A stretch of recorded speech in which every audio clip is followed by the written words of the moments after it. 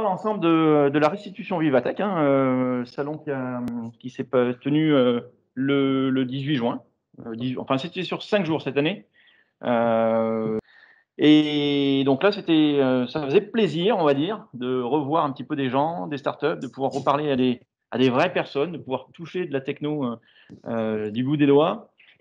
Pour autant, cette édition-là, donc 5e édition, hein, 2021, c'était la 5e édition, c'était la première fois en hybride, donc ils ont fait un mix entre le digital et le présentiel, en sachant que sur le présentiel, ils avaient quand même pas mal de contraintes, entre guillemets, de jauge à respecter, que ce soit le nombre de personnes par jour, donc c'était 5000 personnes par jour maximum, que ce soit tout un tas de procédures pour pouvoir y accéder. Si vous aviez un pass sanitaire de 49 heures, on ne pouvait pas y accéder, c'était maximum 48 heures. Bref, c'était pas forcément simple pour y rentrer, mais ça faisait plaisir une fois qu'on était dedans.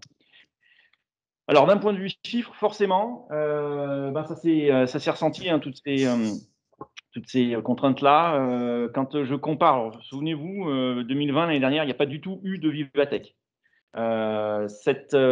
Sur 2019, donc la dernière édition qu'on a eue, c'était 124 000 visiteurs pendant les 3 jours. Cette année, c'était 25 000, hein, 5 par jour, donc 5 000 par jour, donc c'était bien en baisse forcément.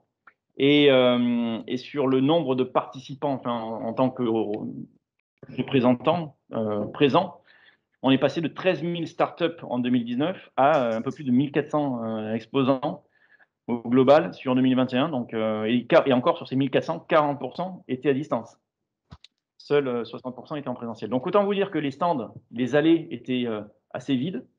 Il n'y avait pas l'effervescence habituelle. Mais bon, c'était au contraire. Je trouve que même si c'était moins productif, moins riche peut-être que les années précédentes, je trouve que c'était quand même un salon qualitatif, puis qui a permis de revoir vraiment en vrai, de refaire du réseautage en présentiel.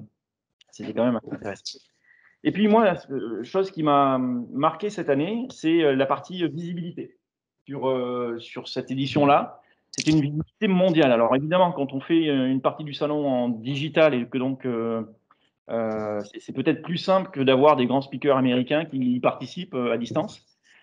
Mais cette année, il y avait Tim Cook, il y avait Mark Zuckerberg, il y avait également Eric Yuan. Alors, je ne sais pas si justement les téléconférences à distance avaient été faites avec Zoom ou pas, mais en tout cas, Eric Yuan, qui est le CEO de Zoom, était présent. Mais par contre, j'ai suivi les interventions de Tim Cook et de Mark Zuckerberg. Bon, c'était des interventions sans grande annonce, on va dire. Bon, ils ont quand même fait 2 ou 3 sorties sur les réglementations européennes un peu trop complexes à leurs yeux, un peu trop compliquées à leurs yeux, mais bon, pas forcément de grande annonce. Mais c'était intéressant de voir que ce type de speaker maintenant réussit à être présent sur un salon européen et français comme Vivatech. Concernant les grandes tendances, alors 4 grandes tendances. Une dont on se doutait forcément, c'était l'e-santé, hein, avec ce qu'on a vécu depuis 1 an et demi. Forcément, comme au CES de ce début d'année, l'e-santé, la santé était partout. Une deuxième tendance assez intéressante, c'est tout ce qui concerne la sustainability, la durabilité, tout ce qui est tech for environment, tech for good, très présent aussi pour cette édition 2021. De la mobilité, évidemment, et de la Smart City, il y en a chaque année, et vous allez voir, je vous ai réservé quelques passages dessus. Et puis pas mal de techno à gauche à droite, une techno notamment autour de... Alors, l'émergence en tout cas de start-up qu'on ne voyait pas forcément dans les années précédentes, autour de la GDPR, autour de la cybersécurité. Et puis, comme chaque année, je vous ai réservé 1 ou 2 petit truc assez sympa sur la fin de la présentation. Allez, sans plus tarder, on plonge directement dans la mobilité. Alors, évidemment, des vertical take-off and landing véhicules, il y en a toujours, il y en a chaque année, et il y en avait encore cette année. Je ne sais pas si vous avez suivi un petit peu l'actualité justement du Vivatech ou pas, si ce que je vous présente là, vous les avez vu passer dans les journaux ou pas. Il y avait le CAPS. Alors, c'est une capsule autonome, ce que vous voyez à gauche là. Une capsule autonome, une personne dedans, debout où on peut s'asseoir. une autonomie de 15 km, je crois. On peut se déplacer dans un rayon de 15 km à 70 km/h. Pour ceux qui connaissent les séries comme Black Mirror ou Colony, voilà, ça fait vraiment penser au. C'est assez étrange de se dire que ça peut arriver, ce type de véhicule. De façon plus certaine d'aboutir, en tout cas, il y avait le drone volant, le drone taxi Ehang 216. Alors 2, c'est pour le nombre de personnes transportées, et 16, c'est pour le nombre de rotors qui permettent à ce drone de voler. Normalement, 2022, donc l'année prochaine, la fin d'année, début d'année prochaine, il vole de façon commerciale, donc opérationnelle. C'est plus des essais, hein, les essais sont déjà faits depuis 3 ans sur ce véhicule-là. Il vole de façon commerciale dans les pays asiatiques, aux Émirats, je crois à Dubaï, au Qatar. Donc on arrive vraiment on touche du bout des doigts. On va bientôt pouvoir monter dans ce type de véhicule. Pour la France, ce serait, entre guillemets, au JO 2024, on va pouvoir l'essayer. Je ne sais pas si vous vous souvenez de ma Restide Vivatech 2019, mais à l'époque, je vous parlais déjà d'un drone taxi qui s'appelait Over Taxi. Et à l'époque, je vous annonçais qu'il aurait dû voler l'année dernière, ou cette année, début d'année, sur Paris, avec je crois que c'était une ligne porte de Versailles-Orly au Charles de Gaulle. Bon, force est de constater que j'en ai pas vu passer dans le ciel, donc c'est pas le cas. Donc les expérimentations avancent bien dans d'autres pays. En France, ça va finir par arriver, hein. Ils disent 2024, j'y crois. Côté mobilité, ce qui était surprenant aussi cette année, c'était de voir ce qu'on appelle, ou ce qu'on va appeler demain, je pense, la Mobility as a Service. On avait par exemple Renault qui a lancé une nouvelle marque qui s'appelle Mobilize et qui a construit des concept cars que vous voyez à l'écran, là. Qui sont des véhicules, des petits véhicules, donc électriques, bien évidemment, mais qui ne seront pas à la vente. On ne pourra pas acheter ce véhicule-là, ils ne sont disponibles qu'à la location, à l'autopartage. Donc on passera par des prestataires, on achètera des forfaits au kilomètre ou à l'heure pour pouvoir utiliser le véhicule. Et c'est un sujet qu'on voyait déjà, pareil, hein, souvenez-vous, en 2019, au salon Vivatech. Je vous avais présenté l'EasyPod de Renault, toujours. Et à l'époque, déjà, il y a 2 ans, il disait ouais, dès l'année prochaine, ça va être répandu partout, on n'achètera plus de voitures, on va les louer, on louera ce type de véhicule. Bon, là encore, ça prend un petit peu plus de temps, je pense, que ce que les constructeurs avaient imaginé. Finalement, la mobilité se transforme et on va probablement passer d'un état de possession d'un véhicule à un état de location. Alors, ça va se faire que sur certaines, je pense, tranches de la population, hein. Tout le monde n'y aura pas accès. Ça va être pour certainement les grandes agglomérations.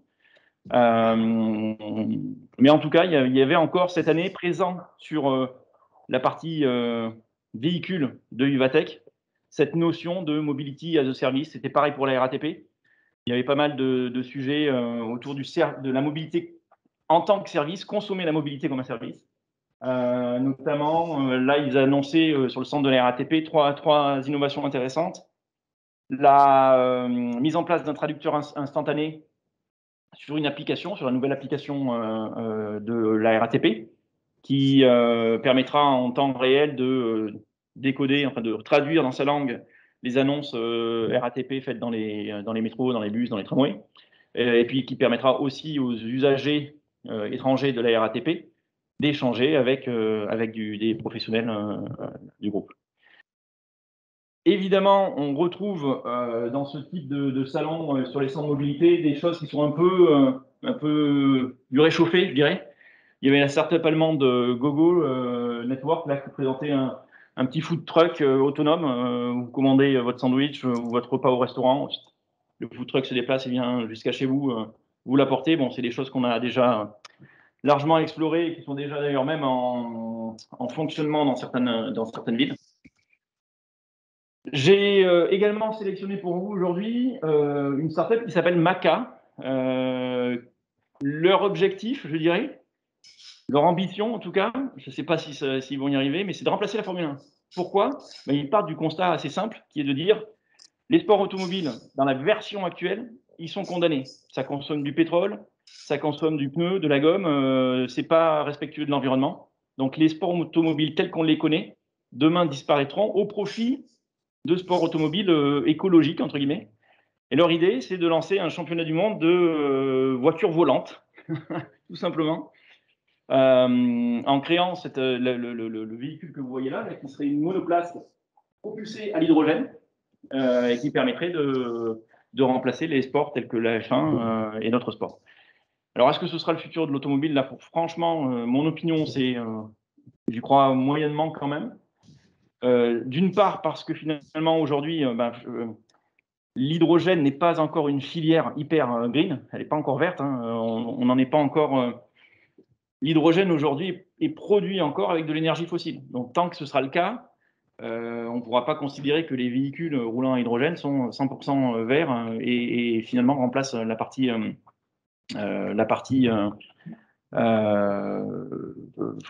carburant fossile. Et puis une dernière innovation sur la partie mobilité que j'ai trouvé pour le coup assez intéressante, c'est Mob Energy. C'est pas vous qui allez à la prise pour recharger votre voiture, c'est la prise qui vient à vous. Donc vous garez, enfin j'exagère dans ma présentation, mais vous garez dans un parking public par exemple, vous expliquez où vous êtes, vous donnez le numéro de votre place dans l'application, et cette espèce de borne qui s'appelle Charge vient elle-même à votre voiture, que vous avez préalablement équipé d'un petit dispositif pour pouvoir brancher, faire le transfert d'énergie automatiquement quand la borne se met à côté de votre voiture. Donc finalement, vous n'avez plus besoin, vous, de faire la démarche d'aller brancher, de trouver une borne. Si vous êtes dans un parking public équipé de charge, c'est la borne qui vient à vous. Ça, c'était pour la partie automobile. Donc, vous voyez, hein, pas de grandes annonces, pas à part la mobilité as a service, mais on en parle déjà depuis 2 ans et ça a du mal à décoller. Bon, voilà, on est toujours sur des concepts un peu identiques à ce qu'on avait vu jusqu'à maintenant. Côté Smart Health et tout ce qui est santé. Alors, évidemment, avec la pandémie qu'on a traversée, c'est des sujets qui étaient encore très présents cette année à Vivatech. J'en ai sélectionné 3-4 innovations qui m'ont interpellé, qui me semblaient intéressantes. Exact Cure, qui est une start-up qui, alors je le savais, mais je ne pensais pas que c'était aussi important dans la population. Mais une grosse partie de la population, par rapport à leur physiologie, n'ont pas les effets désirés des traitements médicaux qu'ils reçoivent. Parce que c'est une question de génétique, parce que c'est une question de poids, de taille, d'âge. Et du coup, la posologie qu'on vous donne quand vous prenez un traitement médicamenteux n'a pas le même effet en fonction de la personne A et la personne B. Le but d'ExactCure, de cette startup-là, c'est de créer un jumeau digital, un jumeau numérique, basé sur vos données, sur votre génotype, basé sur votre âge, votre sexe, etc., et de tester en amont la posologie d'un médicament sur ce jumeau numérique. Et du coup, d'adapter la posologie à vous et une posologie différente à toi, Franck, qu'une posologie différente pour toi. Et l'idée, donc, c'est pour eux de pouvoir répandre l'application de façon à ce que, finalement, dès la prescription, le médecin puisse dire c'est pas la posologie que j'ai naturellement apprise, c'est celle qui est adaptée à l'individu que j'ai en face, au patient que j'ai en face. Une deuxième innovation, c'est Vodio, qui est une petite cabine connectée, une cabine médicale connectée. Et cette année, elle a été présente à Vivatech parce qu'ils l'ont fait énormément évoluer. Au CES, elle prenait que 6-7 informations de santé. Aujourd'hui, ils en sont à plus de 26 paramètres vitaux. Et le diagnostic est fait en 6 minutes. Donc, vous rentrez dans vous déclarez, vous rentrez dans la petite cabine, et puis vous avez un grand écran devant vous et vous suivez les indications. Il faut se déchausser, la taille, le machin. Mais c'est une cabine, voilà, de consultation. L'idée derrière, c'est de pouvoir lutter contre les déserts médicaux. Aujourd'hui, malheureusement, pour certaines tranches de la population, c'est compliqué d'avoir un rendez-vous chez un médecin. Il y a des régions comme la nôtre là, qui est très bien fournie, et puis vous allez dans d'autres régions qui sont pourtant pas des déserts de population. On a du mal à prendre un rendez-vous avec un médecin, et d'autant plus si c'est assez important et urgent. Moi, ce que j'ai trouvé intéressant, c'est qu'ils ont aussi fait évoluer l'UX et l'UI de la machine. Et donc, il faut que ce soit hyper intuitif, en fait. C'est des personnes âgées qui vont utiliser ce type de dispositif, potentiellement. Donc, il faut qu'ils puissent rentrer dedans et comprendre très simplement ce qu'ils doivent faire où est-ce qu'ils doivent mettre la main, le doigt, quelles informations ils doivent suivre. Et je trouve qu'ils avaient, dans cette évolution-là, c'est plutôt bien fait.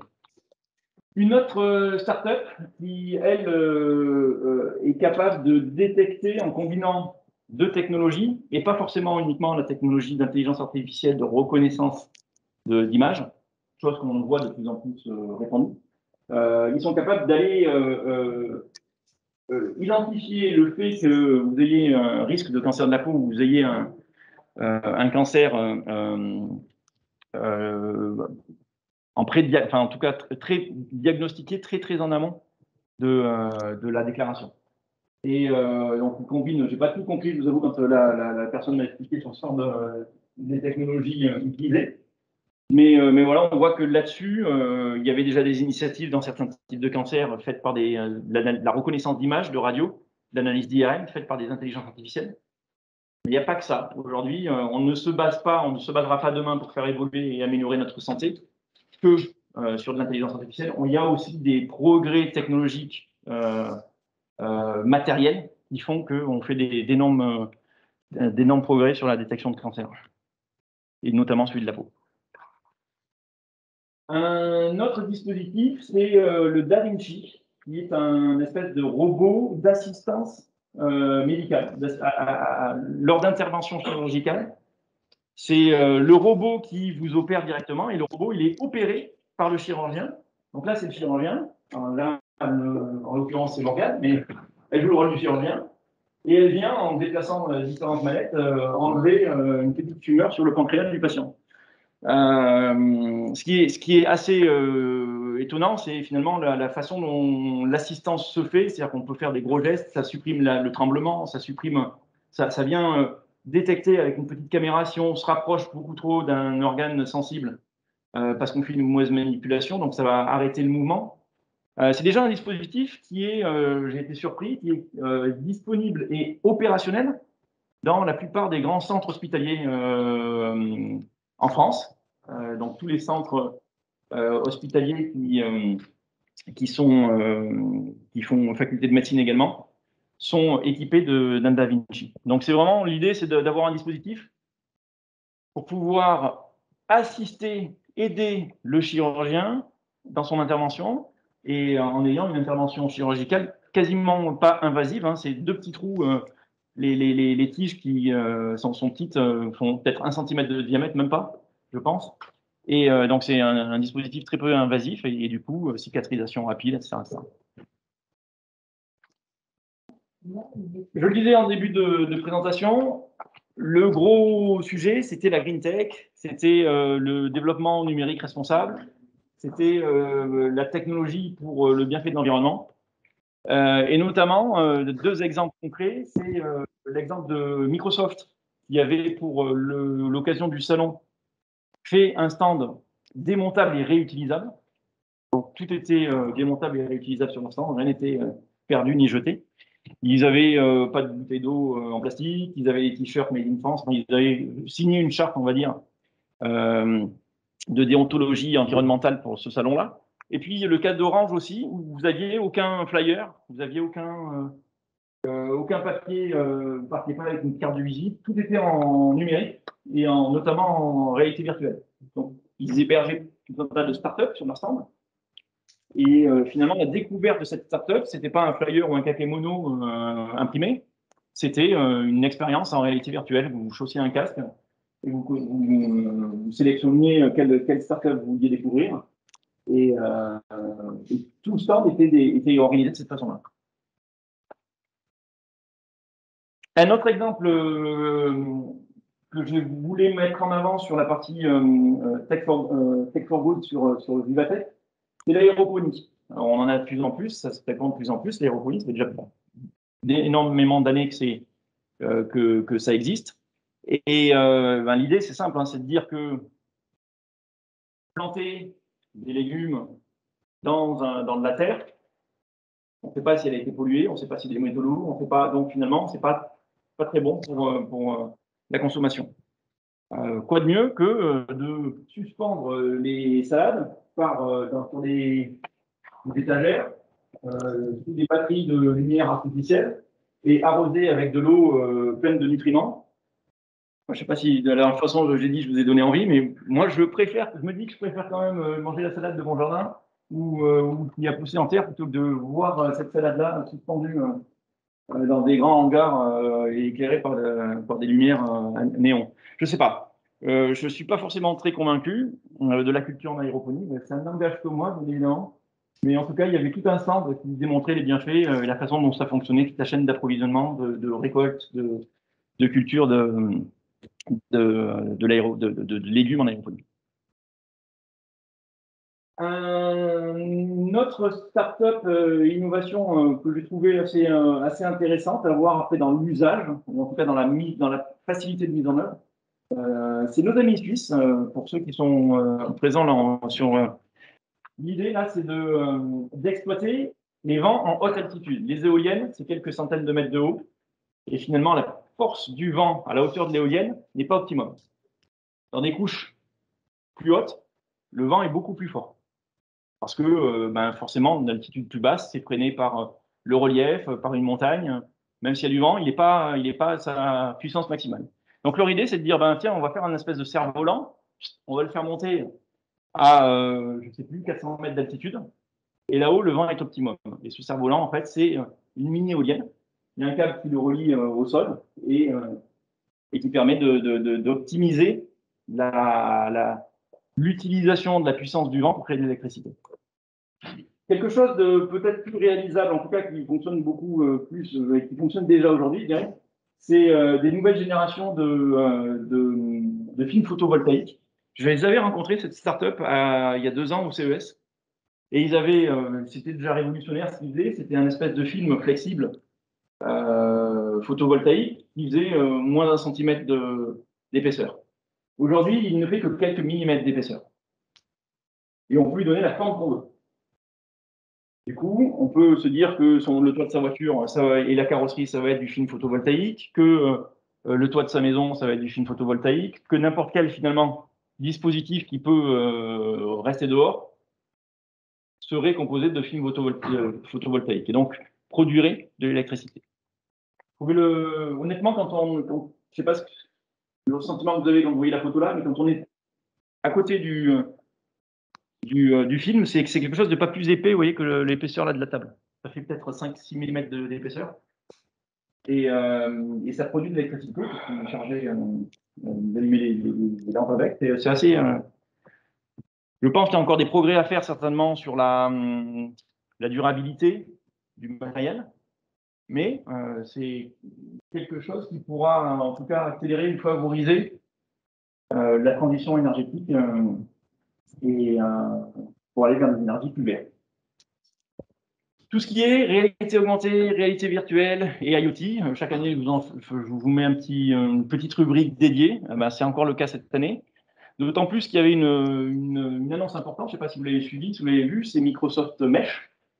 L'annonce de Microsoft a eu lieu quelques semaines avant l'UWC et qui permet, grâce au dispositif d'HoloLens, donc le casque de réalité mixte de Microsoft, pas le casque de réalité virtuelle, c'est une réalité mixte, c'est-à-dire que vous avez une paire de lunettes, grosso modo, devant les yeux, et vous avez de la réalité augmentée, votre environnement que vous voyez, donc on appelle ça de la réalité mixte.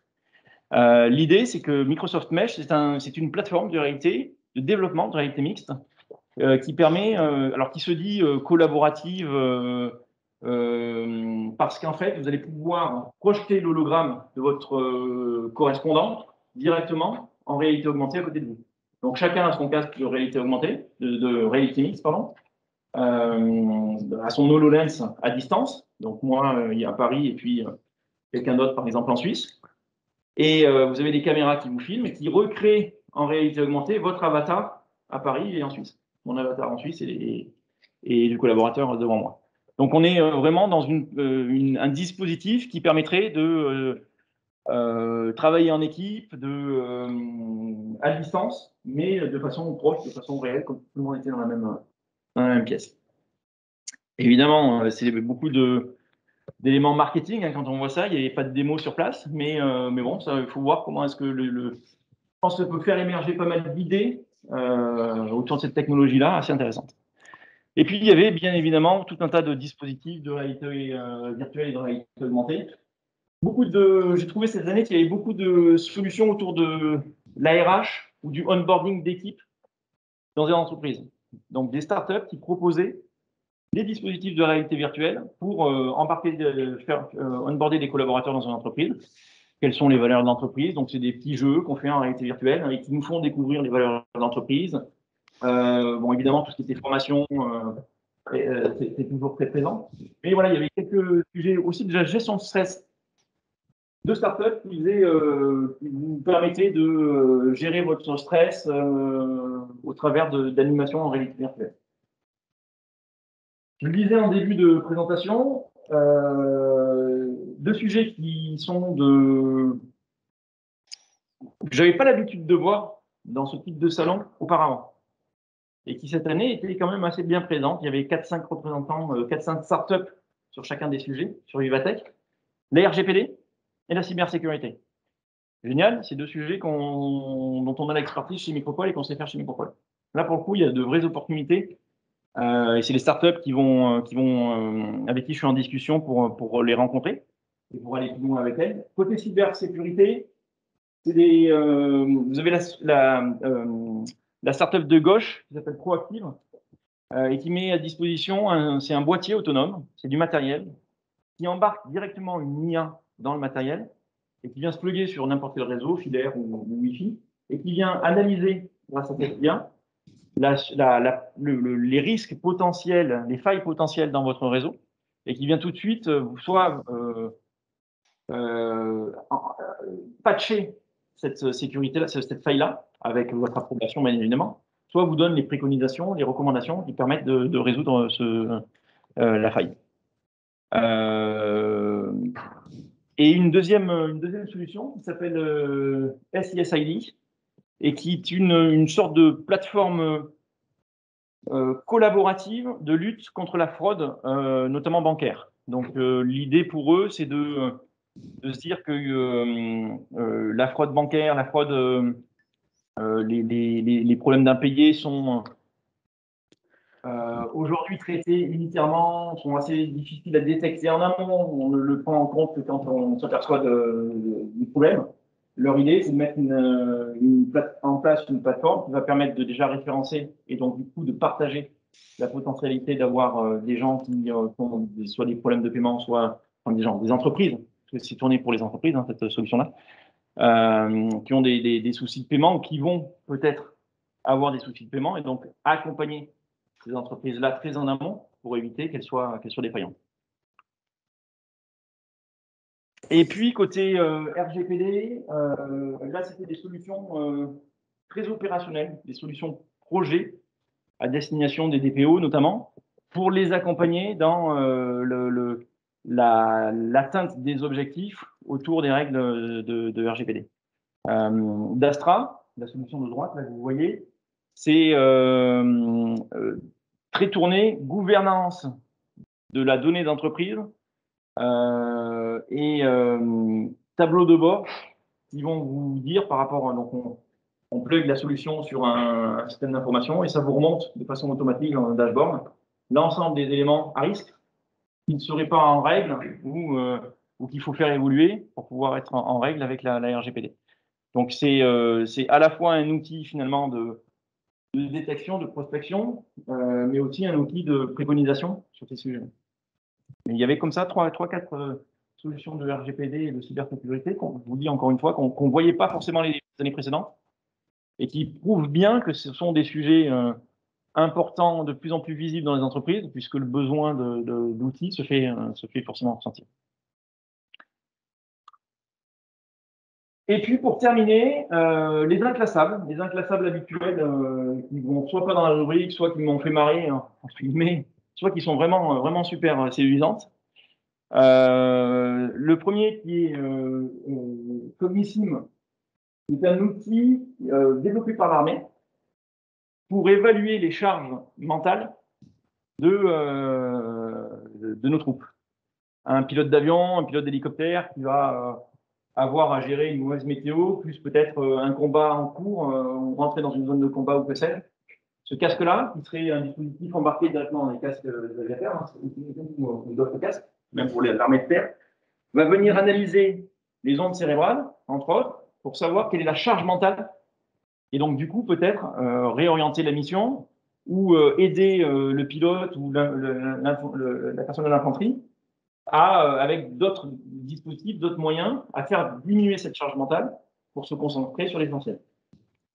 Donc c'est des expérimentations qui sont en cours, ils sont plutôt, de ce que j'ai compris, bien avancés. Et l'idée, c'est d'adapter une situation, d'adapter un comportement, d'adapter un entraînement, pourquoi pas, en fonction de ce qu'on a constaté sur la charge mentale sur une opération particulière. Je ne sais pas si vous l'avez vu celle-là. Si vous avez suivi, vous l'avez forcément vu, ça, ils en ont beaucoup parlé. Levita, une start-up fondée par deux magiciens qui finalement je l'ai traduit comme ça en tout cas, ont réussi à se faire rejoindre la magie et l'innovation. Donc ils sont capables de faire voler, de faire léviter comme ça dans des petites vitrines, des montres, des bouteilles de champagne, tout un tas d'objets. Alors j'ai essayé, putain, j'ai vraiment, j'ai vraiment essayé de comprendre. Au-delà de leur poser des questions auxquelles ils ne voulaient pas répondre, j'ai essayé de passer par derrière le stand de LVMH pour voir si je pouvais passer la tête. Il y avait un petit trou derrière la boîte, voir comment c'était fait. J'ai pas réussi. Je pense qu'il y a un espèce de mélange à la fois mécanisme de miroir et de projection dans la boîte. Quand ils l'ouvrent, on voit bien qu'il y a des reflets qui ne sont pas les mêmes que quand la vitrine est fermée. Il y a cette espèce de dispositif là derrière de fond là, qui, je pense, joue un rôle crucial dans les clés.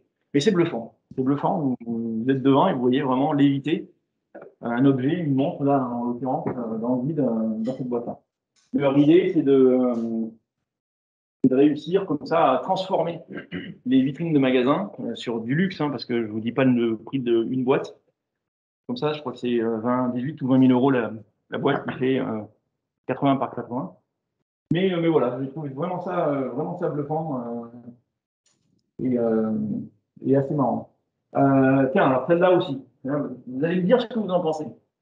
Celle-ci, c'est une start-up qui vous propose d'arrêter avec les data centers énergivores, hein, d'arrêter de stocker vos photos dans des data centers, dans le cloud, parce que ça coûte de l'énergie, c'est énorme.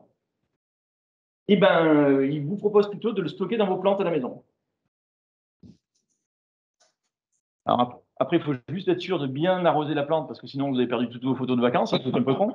En fait, l'idée, et c'est tout bête, si vous vous souvenez de vos cours de biologie, l'ADN est composé de bases nucléiques, ATCG, là, adénine, guanine, thymine et puis cytosine, je ne sais pas quoi. Et plutôt que de coder en binaire du 0 et du 1, eh ben, on le code avec ACTG. Et on le stocke donc dans des brins d'ADN, et on stocke l'information codée de façon différente, et du coup dans de l'ADN à un endroit. Donc ils ont fait des premières expérimentations qui fonctionnent. Alors le seul truc, c'est que qu'ils disent pas forcément, c'est que ben évidemment quand on veut lire ces photos le soir en famille autour du repas, ben, il faut avoir tout le laboratoire qui va permettre de redécoder l'ADN de la plante. Ça va avoir 3 jours, hein, qu'on vous dit à l'avance. Bon, c'est sympa à voir, l'idée est intéressante. Évidemment, la mise en œuvre aujourd'hui, elle est juste impossible. Donc, je trouve que c'est comme toutes les innovations, l'innovation de départ n'est pas forcément la bonne solution, mais en tout cas, elle ouvre le champ des possibles, elle ouvre une piste d'amélioration et qui peut-être aboutira à toute autre chose que d'aller stocker des data dans une plante. Mais voilà, j'ai trouvé que c'était assez intéressant et je l'ai retenu, je voulais vous la partager. Il y avait ces années aussi, alors peut-être moins que les autres années, quelques dispositifs autour de la voix, et notamment CandyVoice que j'ai retenu. En fait, ce qu'ils font, c'est qu'ils sont capables de transcoder en temps réel une voix et d'imiter une autre voix. Donc, ils prennent le timbre, l'analyse d'un timbre de voix. Donc ça, il y a déjà des startups qui le font, hein. Aujourd'hui, il y a déjà des startups qui sont capables de faire du voice bot avec la voix personnalisée, celle que vous souhaitez avoir, qui sont capables de reproduire à un instant T un timbre de voix. Eux, ils reproduisent réellement l'ensemble de la tonalité de la voix. Et surtout, ce qui est intéressant, c'est qu'ils contredachent en fait. Voilà.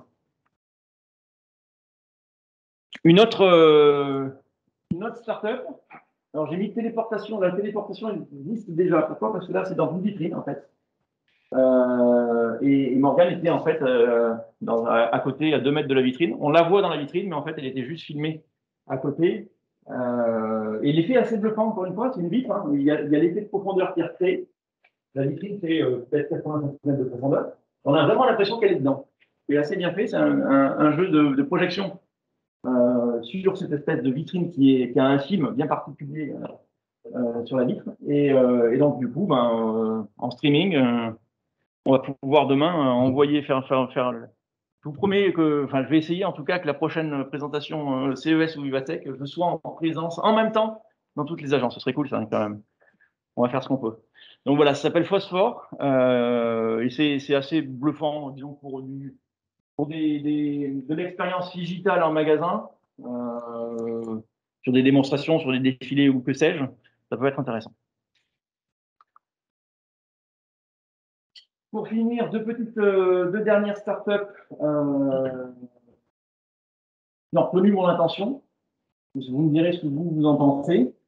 Une startup italienne qui fabrique des chaussures. Alors, ils disent c'est des chaussures véganes. En fait, elles sont faites à partir de bois. Donc, c'est du simili-cuir, mais de bois, donc de l'ébène, je sais plus, de l'érable cerisier. Et ils fabriquent des chaussures avec ça. Et encore mieux, une startup américaine, Nicoworks. Alors, eux, ils réussissent à faire du cuir avec des champignons, des filaments de champignons, des racines de champignons. Ils réussissent à faire du cuir et notamment, ils ont créé pour Hermès un sac à main fait de champignons. Si on peut le dire comme ça. Je ne sais pas comment évolue le sac à main dans la durée. Mais voilà, c'était deux startups assez marrantes à voir. Et les stands étaient équipés, on pouvait toucher les produits. C'était marrant. Et puis tiens, un dernier, et avant de vous quitter, vous l'avez reconnu, hein, c'est Spot. C'est autre chose de le voir en vidéo que de le voir en vrai. Et là, il était en vrai. Et c'est quand même assez bluffant, la façon dont il se rétablit. Alors, il est téléguidé, hein, il est téléopéré, là. Et vous voyez, là, quand il marche sur le bois, hop, hop, hop, il manque de tomber, tac, il se réajuste en 2-3 pas de côté. C'est toujours assez marrant de voir à quel point ça évolue vite, cette technologie robotique. Et voilà pour cette édition Vivatech 2021.